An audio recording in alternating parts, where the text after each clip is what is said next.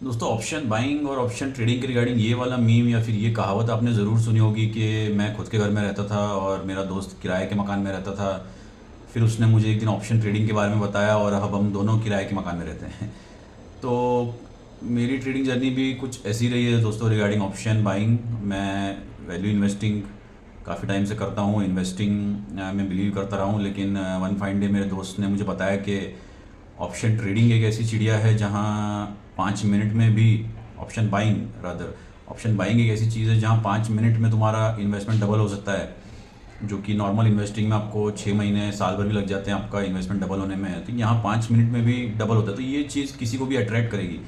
लेकिन इसकी जो फ्लिप साइड या जो डेंजरस साइड है ना दोस्तों, ये आपको ऑप्शन बाइंग में उतर के ही पता चलती है। देखिए, मैं ये नहीं कहूँगा कि ऑप्शन बाइंग या ऑप्शन ट्रेडिंग में सक्सेस पाना इम्पॉसिबल है या कोई सक्सेसफुल इसमें हो नहीं सकता है।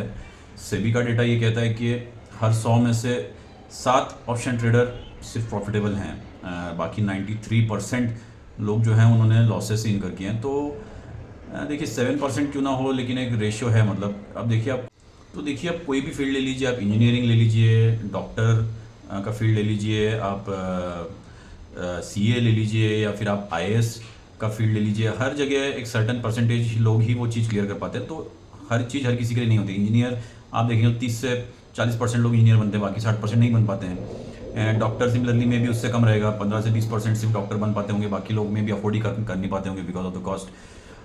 आईएएस का परसेंटेज क्या है पता है आपको दोस्तों? आईएएस कितना परसेंटेज रिजल्ट लगता है आईएएस का? ओनली 0.5%। तो उस हिसाब से तो मैं कहूँगा ट्रेडिंग का रिजल्ट उससे ज़्यादा ही है। 7% अगर लग रहा है तो ऐसा नहीं है कि ट्रेडर कोई बन नहीं सकता। तो मैं ये नहीं कहूँगा कि मैं ट्रेडर हूँ, ट्रेडर एक बहुत बड़ी उपाधि है। मैं सिर्फ ये कहूँगा कि मैं ऑप्शन बाइंग करता था, मैं ऑप्शन ट्रेडिंग करता था। I am not a trader. मैं खुद को ट्रेडर नहीं मानता, क्योंकि that is a degree, that is a designation which you have to earn for yourself through your rigorous training, through your perseverance. तो अब मैं क्या ही बताऊँ दोस्तों, इसमें बिग टाइम लॉसेस मेरे हुए। फिगर तो मैं डिस्क्लोज़ नहीं कर सकता क्योंकि मेरा चैनल मेरी वाइफ भी रेगुलरली देखती है, बट अच्छा खासा गवाया है। लेकिन तो ऑप्शन बाइंग में मैं क्यों नहीं अभी तक सक्सेसफुल हो पाया, उसका अगर मैं खुद अगर अपने अंदर रीज़न ढूंढने की कोशिश करूं, तो देखिए जो बेसिक 6 मिस्टेक्स जो ऑप्शन ट्रेडिंग या ऑप्शन बाइंग में होती हैं, जो ये बहुत ही वल्नरेबल और बहुत ही रिस्की इंस्ट्रूमेंट है दोस्तों। तो देखिए जो 6 मिस्टेक्स इसमें जनरली ऑप्शन ट्रेडर करता है वो है, सी एक तो लैक ऑफ नॉलेज, उससे नॉलेज ही नहीं रहता। प्रॉपर टेक्निकल एनालिसिस इसके लिए बहुत ज़रूरी है। आपको चार्ट रीडिंग प्रॉपरली आना चाहिए, हर टाइप का कैंडल स्टिक पैटर्न आपको समझते आना चाहिए। आपको अल्फ़ा जो थीटा डेल्टा डीके जो है, ये सारे टेक्निकल टर्म्स आपको ट्रेडिंग में पता रहने चाहिए। तो मोस्टली जो लोग पैसे गवाते हैं वो लैक ऑफ नॉलेज के कारण गवाते हैं। दूसरा जो है दोस्तों, स्टॉप लॉस इसमें लोग लगाते नहीं है। स्टॉप लॉस एक बहुत ही कंपलसरी, एक मैंडेटरी चीज़ है ऑप्शन ट्रेडिंग में। अगर आप स्टॉप लॉस नहीं लगाओगे तो मे बी आपका पूरा कैपिटल एक दिन क्या 1 घंटे के अंदर पूरा कैपिटल आपका वाइप आउट हो सकता है। ट्रेडिंग सेटअप या ट्रेडिंग प्लान लोगों का नहीं रहता है। इसमें आपको इसमें सक्सेस पाना है तो आपको एक ट्रेडिंग सेटअप, ट्रेडिंग प्लान होना बहुत ज़रूरी है। ये नहीं कर सकते आप कि हर कैंडल के ऊपर आप ट्रेड लेंगे तो अल्टीमेटली आपका पैसा जाएगा ही।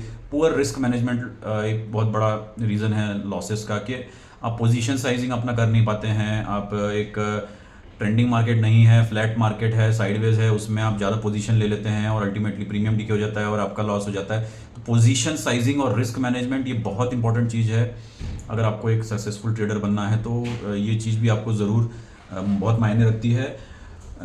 जो 2 चीज़ें जो मैं बोलूँगा ना दोस्तों, जिसके कारण मैं सोचता हूँ पर्सनली कि मैं ऑप्शन बाइंग में नहीं सक्सेसफुल हो पाया अभी तक, वो है ओवर ट्रेडिंग और दूसरा है रिवेंज ट्रेडिंग।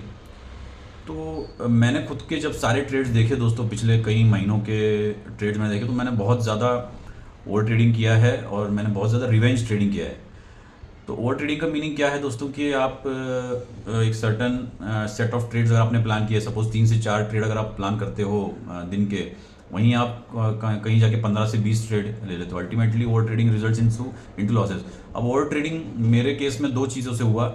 एक तो जब मैंने प्रॉफिट्स कमाए हैं मेरे पहले या दूसरे ट्रेड से, उस पर कहीं ना कहीं मेरे अंदर ग्रीड आ जाता था और मैं और प्रॉफिट्स कमाने के चक्कर में मैंने और ज़्यादा ट्रेड लिए, और उसके कारण जो मैंने प्रॉफिट्स कमाए थे सुबह से वो मैंने सारे गवा देता था और अल्टीमेटली मेरा पोजीशन लॉस में एंड हो जाता था। और उसके बाद उसके ऊपर जो ब्रोकरेज और अदर टैक्सेस एसटीटी वगैरह लगते थे वो तो अलग ही रहते थे।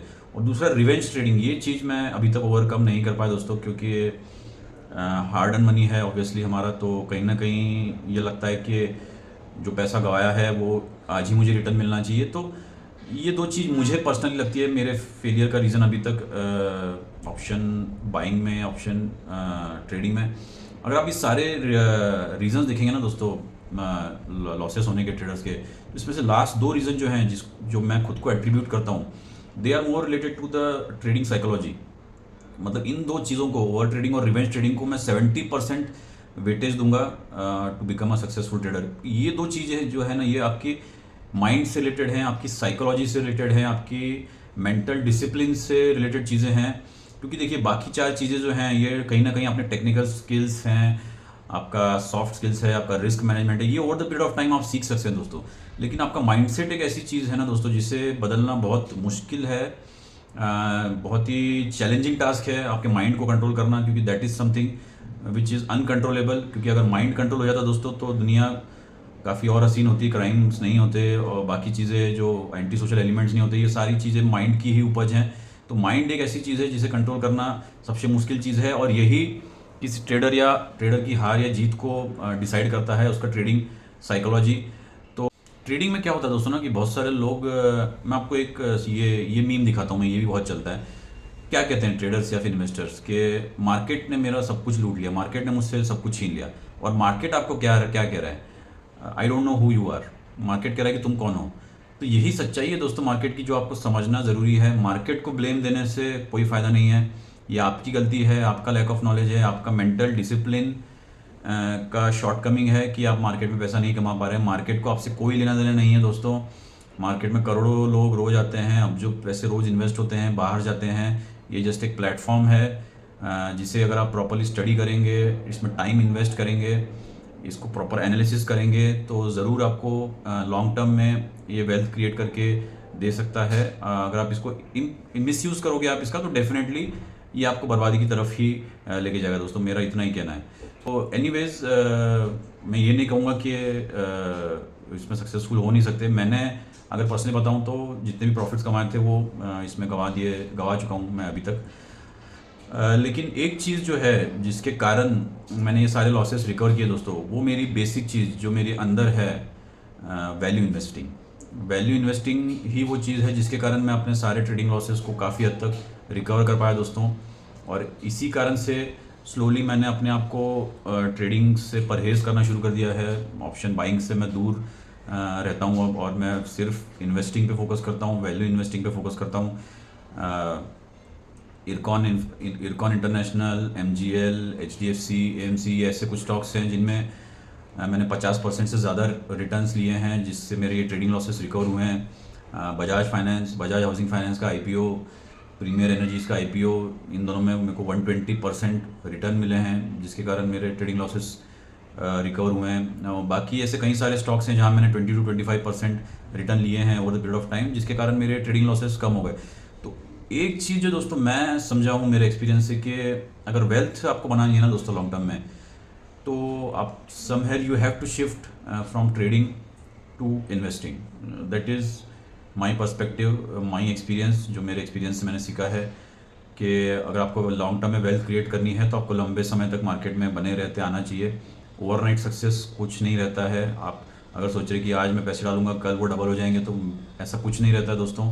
अगर वो बाई फ्लूक हो भी गए, ये होता है ऑप्शन बाइंग में। जो मेरा पहला ट्रेड था बैंक निफ्टी में, मैंने जो लिया था, मैंने सिंपल 700 या 1700 रुपये डाले थे, वो 2400 3000 रुपये हो गए थे विद इन 10 मिनट्स।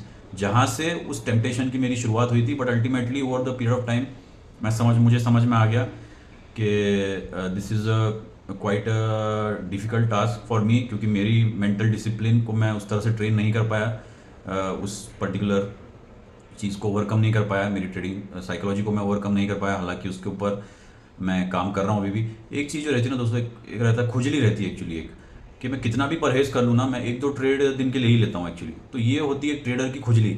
मतलब एक बार आप ऑप्शन ट्रेडिंग में घुस गए ना, अगर आप मतलब दोस्तों मैं सही बता रहा हूँ, मेरा एक टाइम था जब मैंने 42 ट्रेड्स लिए हैं एक दिन में। आप सोचिए 5 मिनट के कैंडल आप काउंट करेंगे 6 घंटे के ट्रेडिंग सेशन में, तो 72 कैंडल्स बनते हैं, और मैंने 42 ट्रेड्स एक पर्टिकुलर दिन में लिए थे। दोस्तों वो किस तरह का एडिक्शन है, ये एडिक्शन जो है ना ऑप्शन बाइंग का, ये किसी भी ड्रग या किसी भी अल्कोहलिक एडिक्शन से भी ज़्यादा है दोस्तों। तो मैं तो यही सलाह दूंगा कि अगर आपकी ट्रेडिंग साइकोलॉजी वैसी नहीं है तो आप इसमें उतरे ही ना, क्योंकि इसमें एक बार उतर गए तो इससे पीछा छुड़ाना बहुत ज़्यादा मुश्किल है। क्योंकि एक ये थ्रिल देता है आपको, एक एड्रेनलिन रश आपको देता है ये, जिस तरह से वो कैंडल ऊपर या नीचे जाती है, अगर वो आपके फेवर में जाती है तो वो इस तरह का रश आपको देती है कि आपके 100 रुपीज़ के 1000 रुपीज़ और 1000 रुपीज़ के 10,000 आपको मिनटों में बनते हुए दिखते हैं दोस्तों। तो that is something that really tempts you, it gives you such kind of rush कि आप उससे परहेज नहीं कर पाते, but ultimately you end up in losses. That is my experience. तो बेटर है कि आप इससे दूर रहें, इन्वेस्टिंग पर फोकस करें, अपने कोर जहाँ पर कंफर्म है हमको कि हमें पैसा बन सकता है, जहाँ पे फंडामेंटल स्टडी है, एक बेसिस है जिसका, उसकी तरफ हमारा झुकाव रहेगा तो डेफिनेटली हम लोग एक सक्सेसफुल इन्वेस्टर बन सकते हैं दोस्तों। तो ये मेरी राय है, लेकिन जो खुजली है वो मेरी मिट नहीं सकती दोस्तों, बिकॉज जो कहते हैं कि once a trader always a trader, तो बस कुछ वैसा ही है।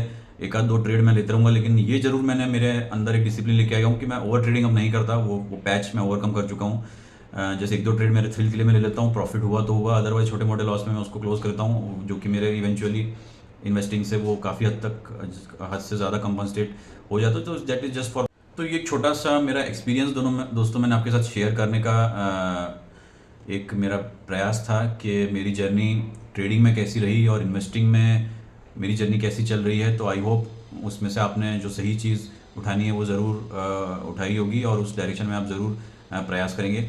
मेरे वीडियोस अगर आपको पसंद आ रहे हैं, नॉलेजेबल लग रहे हैं, इन्फॉर्मेटिव लग रहे हैं, उससे आपको कुछ ना कुछ बेनिफिट हो रहा है, तो शेयर और सब्सक्राइब ज़रूर कीजिए दोस्तों, ताकि ये इन्फॉर्मेशन ज़्यादा से ज़्यादा लोगों तक पहुँचे। धन्यवाद।